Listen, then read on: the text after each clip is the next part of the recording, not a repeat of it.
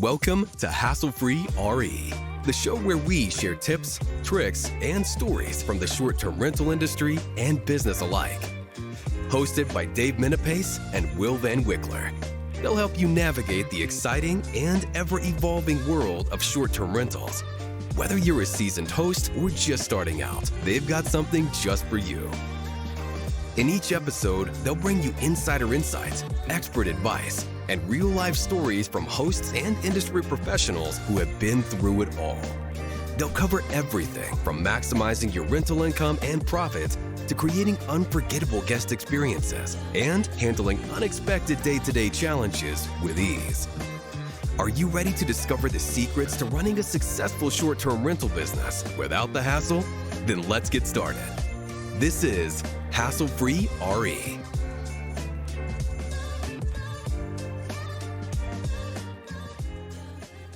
Hello and welcome to another week of STR Success. I'm Dave Menapace, president of the Five Star Co-host, luxury property rental management company, as well as Launchpad Consulting, short-term rental consulting. And I'm joined here by Mr. Will Van Wickler, New England's #1 short-term rental real estate agent. How you doing, Will? What's happening? Doing great, man. There's a lot going on. How are you? I love it. Been crushing it, dude. Been crushing it. We had the launch, the official launch. Maybe a soft launch. We haven't done a ton of promoting around it, but of Launchpad Consulting, and it's been really, really fun piecing that together. And we've also started bringing on consultants. So our whole aim in that is really servicing homeowners, helping them learn the ins and outs of management, launching, getting that home to do exactly what they want it to do without forking over a management fee. And then, of course, if none of that is appetizing to them, been taking on some new property management clients up Cape Cod, as well as Sunday River, as well as Situate, Mass, another little sneaky favorite market of mine. So things have been good. Everything good on your end? Yeah, man, we are just staying steady. We just put a property in Vermont under contract yesterday. We got a bunch of stuff cooking in the Sunday River area, and we've got some good listings coming in New Hampshire as well. So just loading it up for a busy summer. Business as usual. I love it.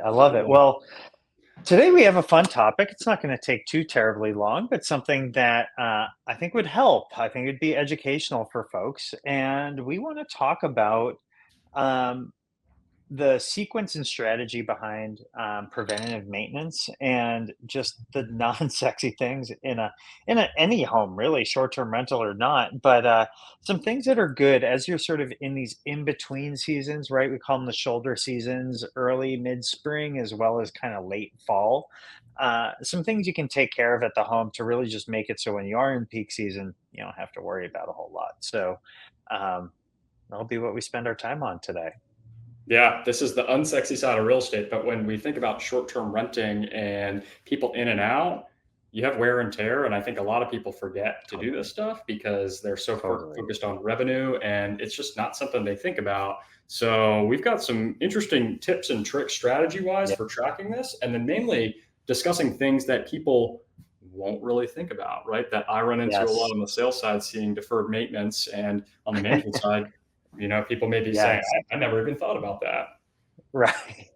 So why don't we separate this into two parts? Maybe everything outside of the home that folks can think about, and then we'll go inside of the home and we'll break it up that way. One of the things, so on the outside of the home, a few quick things come to mind, and I think about this because at least once a year we tour every property that we manage anyways and that we own, at least once a season, every quarter or so, sometimes more. But as we really get in front of a peak season, there's a lot of things I start to look for that stick out more than other times. So the first big thing, I kind of go most expensive to least expensive. But the first thing that I like to think about is, if the home is on a septic, so if it's not public sewage, getting that puppy pumped once, sometimes twice a year, depending on the size of the septic and how many bedrooms the home has. So septic pumping and staying on annually so you can get a set of eyes on it and don't have to shut the house down and get a new septic tank put in at any point. Super, super important. So that's a big one that sticks out outside of the home. And pro tip, most septic companies will allow you to have a check program. So there's a local one up in the Sunday River area that for about $50, they'll go check the tank. If it doesn't need it, no worries. If it does, they'll pump it. Awesome. In worst case, it's $50 just for them to check it. And that's just leveraging out that thing that there are so many people that forget to do that. We see Facebook posts all the time that are like, septic's pumping up. It only happens because you forgot to do something. So that's huge. And then totally. I'd say, so you have your septic first, you take a walk around the house. Is there any damage, anything like that? But as you're walking around most of these houses, you're going to see a generator, right? So I say, get the generator serviced. Nobody thinks to do this at all until they need it. So you might as well do it when it's slow and you have power. I totally agree. Another one is, depending on if your house has this or not, but the gutters, right at the edge of your roof there. Almost every time by the spring, I see those things totally filled with leaves and pine needles. Again, up those big chalets up north, they don't usually have gutters, but definitely in Cape Cod and some of these other markets, I see it all the time. And if you get a whole bunch of debris stuck in those over and over and over again, water is eventually going to seep up under that roof and it's going to cause problems. I always say, like, get things power washed, get those gutters emptied and cleaned out by a professional, and just like make sure you have a set of eyes on everything just so everything's working right. I also say, like, just for some of the exterior amenities, if you have gas fire pits or gas grills, things like that, get somebody in there just to turn them on and make sure they're working. It's not uncommon for a guest to go to use an amenity, it not work, and then they never say anything because they don't want you to think that they broke it, and it can go months without being used. Just getting a set of eyes on all those things is super, super helpful. Yeah, absolutely. And the outside's pretty self-explanatory, right? It's just seeing if damage is there, how the house fared. We're in hard environments. I think, to put a bow on the outside, something that a lot of people don't really think about is what's the condition of their driveway, right? A lot of these houses, dirt driveways, they're getting beat up. It's just something to consider of, do we need to bring some aggregate in? What do we need to do to make the house look better and function better because of the hard climate? So I'd say as we head inside, think about what's the driveway and what's the curb appeal look like, because Maine, New Hampshire, all these states, Vermont, Mass, get hammered in the winter. So what's the image and story you're telling guests if you have a bunch of potholes and it's a super crappy experience as they drive up to the house? Totally. And if there are any issues, get them fixed. Now, what I'll also say is you don't necessarily have to be the one to do all of these things, right? I know in all of our markets, we at least either have cleaners that do quality work, or we have, at this point, they're full on team members, or we actually have dedicated quality people that's their job to check these things out. So just make sure there's a set of eyes on everything outside the home. It's also not a bad idea. Get your deck power washed, right? Get that thing power washed. If you need some new paint on it, go for it. All that sort of stuff. I think that a lot of times we do this fantastic job of setting up our properties inside and out, and we just leave it for like 5 years, 3, 4, 5 years. And then all of a sudden we're really frustrated when we have to change something out when normally something might only have a useful life of a year or two. And it's just important to be mindful of that. Hot tub covers is another good example.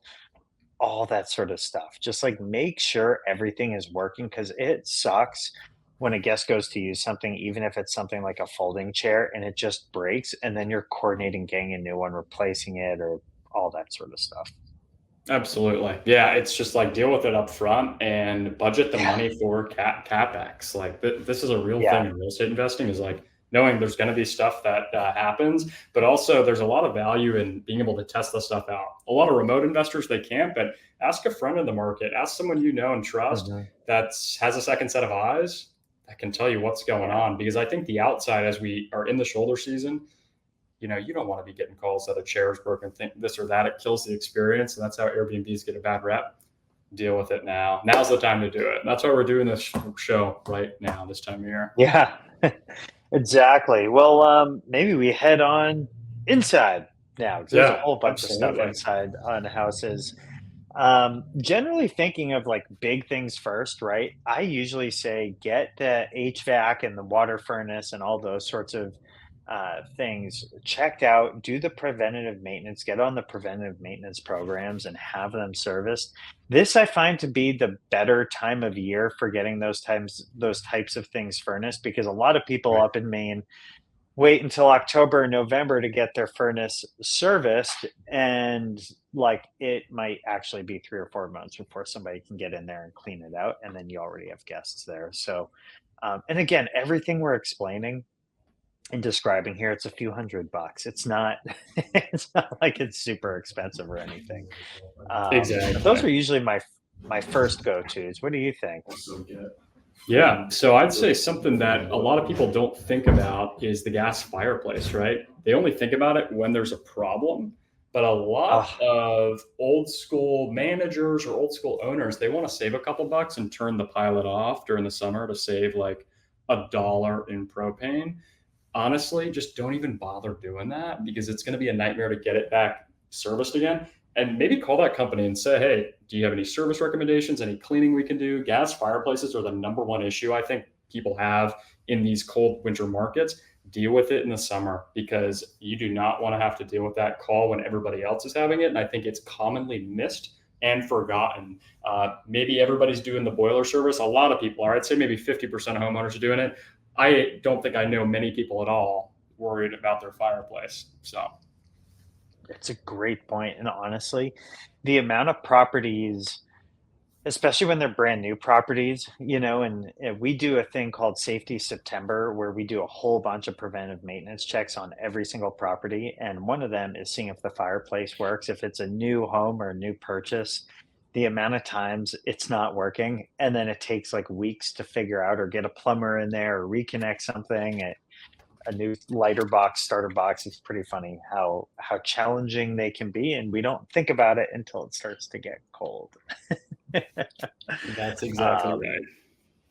a couple other things, so in that Safety September is when we do it, but in Cape Cod, I do it this time of year too, is we replace the batteries in all of the smoke detectors and CO detectors. We do it like once a year and just get ahead of it because especially when they're hardwired in, if one of those batteries goes, all of them start doing an orchestra around the house with different number of beeps to say if one is dead and where it is, and it can be super super interruptive for guests. So we check those. We always look at all the fire extinguishers too and see what the expiration date is on them because some of them do have an expiration date. Quick pro tip on the fire extinguisher: most people generally store them under the sink or like in a cabinet. Admittedly, I do too. I just learned that that is like the worst place to store it. And, I kind of asked the guy why is it such a bad place to store it? He said, well, generally speaking, he's a firefighter. He said, generally speaking, when there's a fire, people run and they run to the door. It's best to actually put it on like the exit area of the kitchen or right near the front door so people see it as they're exiting and they'll actually go back in and fight the fire rather than laying the home burn down. And it's like, he's like, nobody's going to look at your welcome guide when they're faced with a fire to see where it's located. Huh. Learned something new. All right. That is pretty interesting. But I really think like now's the time to go through. I think touching up paint's important. Common things I see is loose railings, windows that don't lock properly, doors that don't lock properly, Yes. little things like that. A lot of people, yeah, they're going to do the furnace service, they're going to do stuff like that. Open up all the cabinets, make sure they're tight, make sure the hinges are on well. Take a look and open up all your amenities. I actually just helped a buddy of ours, Mr. Bafuda. I ran through his property and you know, he takes great care of his stuff, but it's like, dude, your pack and play is disgusting, right? It's like these are things that you need to Mm, do this time of year yeah, to prevent issues. All about preventative maintenance instead of having to deal with a call. Check everything totally. and run through the house like a crazy person, shake things, open things. You want to see what cleaners don't see because they're only there for about an Right. hour, right? And their job Right. isn't to be the maintenance person. Nope. It's not. It's not. And to your point, I love what you just said, like shaking things. And when with that, um, Jess, great comment. Make sure the house is properly marked so people can find it. Like just finding the home. Usually when Yeah, we get a question, probably people got hit want by a early plow. check-in, or they're Yeah, like, how do we get to the house? Where is the house? right. Especially up in Maine, the GPS gets a little funny sometimes. Um, what was I gonna say?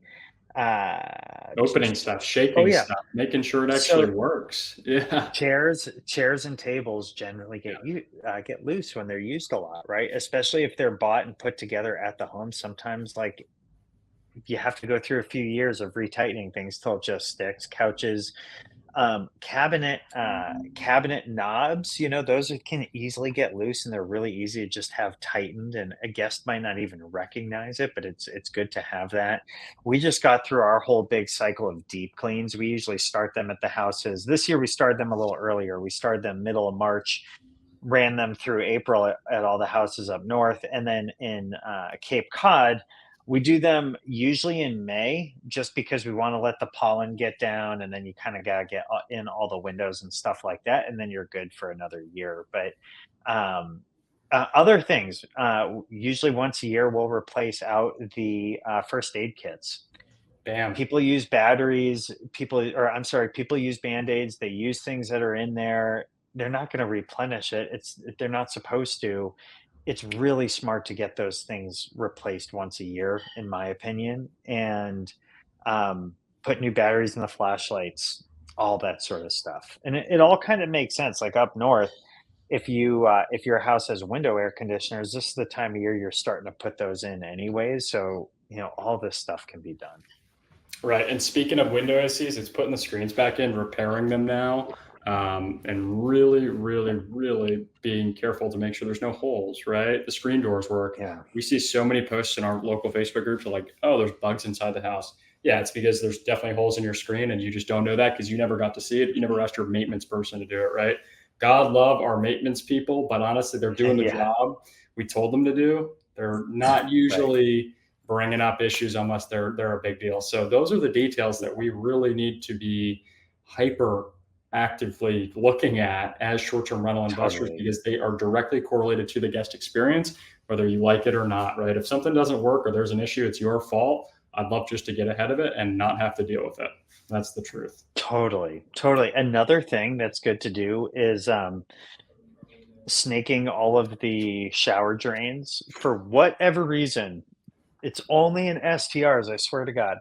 Uh, Showers and bathtubs, they fill up, and it's happened at almost every property. At least once a year, we hear about one of the tubs or showers, like, not draining, and hair just gets in there. A lot more people are using those than at your primary residence, and a lot more well, maybe not more frequently, but they're using it.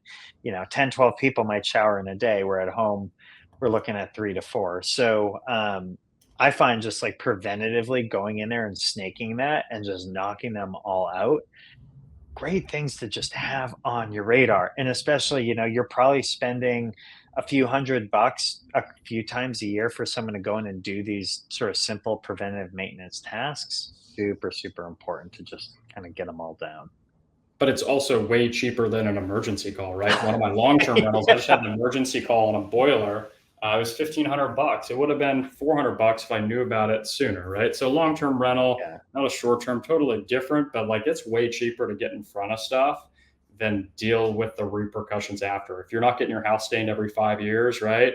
I go to these houses, well, now it's 10 grand, right? Because it's double the work, it's oxidized, it's rotten, a great Yeah. example of that. So ultimately, do the things that you're not thinking of and live in the house and open stuff up and actually dig deep and go that next level to deal with the problems before they happen. And a great tip, I think, to put the bow on this conversation is Yeah. open a new Google Calendar that is just for preventative maintenance. Mine, I have, service the furnace, right? I have, Hmm. window air conditioners, clean the heat pump on a separate Google Calendar that reminds me. We're all busy and I think it's hard to track multiple different properties. But that's a great way to remind yourself and keep track of the dates and timelines of when you did stuff. So if you ever go to sell the property, you have an awesome service record with which buyers love to see. They really do. Yeah. I love it. I love it. I love it. Well, with that, Today we may have bored people a little bit more, but it's I know, this is interesting a to me. boring one for sure. Yeah. It's not as sexy. It's not as sexy, but it is important, especially if you're going to be, in this game and you're going to be, buying properties. Super, super important. So, Mr. Will, someone wants to buy a short-term rental. How can they find it? Or a non-short-term rental. How can they find Or it? they want to sell a short-term rental and 1031 into another one. We do that a lot. WillVanWickler.com. It's my name.com. Book a call with me. We'll jump on and we'll talk about the markets we're in and how we can help you find a cash flowing asset in the great New England area. I love it. Awesome. Well, and for me, I'll give a quick little plug. So over at Launchpad Consulting, we just put out a free masterclass on all the technology you might want to investigate or decide whether or not to use in your short-term rental. Everything from deal analysis down to welcome guides, to listing channels, to property management software, pricing, everything. It's in there. Our whole playbook totally opened up the hood. All you got to do just free. Yeah, it's $0.0. All you got to do is go to lp.consulting/str. So I had it wrong in my name thing here. lp.consulting/str, and you'll see a button right there for the free masterclass. So feel free to sign up and get access to that. If you want any consulting of any kind related to short-term rentals, feel free to just grab a slot on my calendar on lp.consulting/str. And of course, if you want management of your property, 5-star co-host, www.5strcohost.com. You can also find me on Dave_Menapace on Instagram. And we started selling real estate again in Massachusetts, so you can get in touch with me that way. I won't throw a third website at you, but so with that, MenapaceRealEstate.com. You can find me there. There we go. So with that, thank you everyone for your time. Hopefully you found value in this, and we will see you next week. Awesome. See you guys. And that's a wrap for this episode of Hassle-Free RE. We hope you found today's tips and stories as inspiring and useful as I did. Remember, success in the short-term rental industry is all about learning, adapting, and staying one step ahead. If you enjoyed the show, please take a moment to leave us a review or comment on your favorite platform. Your feedback helps us improve and reach more listeners like you. Plus, we'd love to hear your thoughts and any topics you'd like us to cover in future episodes. Don't forget to subscribe so you never miss an episode. And follow us at Hassle-Free RE on social media for more tips and updates. Thanks for tuning in. And until next time, keep it hassle-free.